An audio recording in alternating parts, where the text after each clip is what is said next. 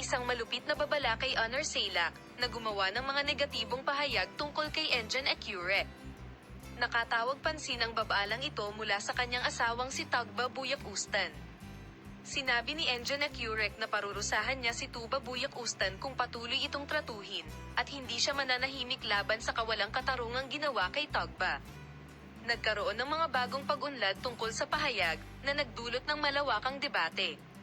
Sa kanyang pahayag sa kanyang social media account, malupit ang reaksyon ni Enjen Ecurek sa mga negatibong komento at pag-uugali ni Honor Salak kay Tugba. Si Enjen Ecurek: Tugba ang aking asawa at tungkulin kong protektahan ang kanyang karangalan. Kung patuloy na guluhin ni Honor si Tugba, parurusahan kita.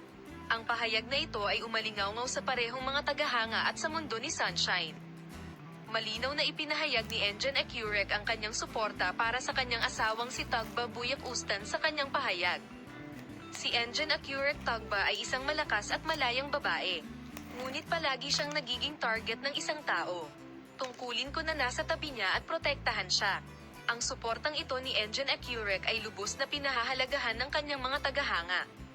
Kamakailan ay sinabi ni Honor Salak sa isang pahayag na si Tuba Buyak Ustan ay lumikha ng isang kwento para sa kanyang sarili at pinalaki ang pagkakaroon ng mga tao na pumihil sa kanya na makilahok sa ilang mga proyekto. Ang mga komento ni Honor Salak Tugba sa mga matatanda ay walang batayan at hindi totoo.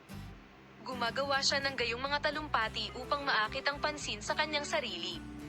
Ang mga pahayag na ito ay nagdulot ng magandang reaksyon mula sa mga tagahanga ni Tugba Buyak Ustan at sa mundo ng magazine. Ang mga malupit na pahayag ni Enjen Ecurek kay Honor Salak ay nagdulot ng malaking epekto sa social media. Pinahahalagahan ng mga tagahanga ang matapang na paninindigan at suporta ng Artichoke Shovel para sa malaking tuktok. Sumulat sa tabi ni Enjen.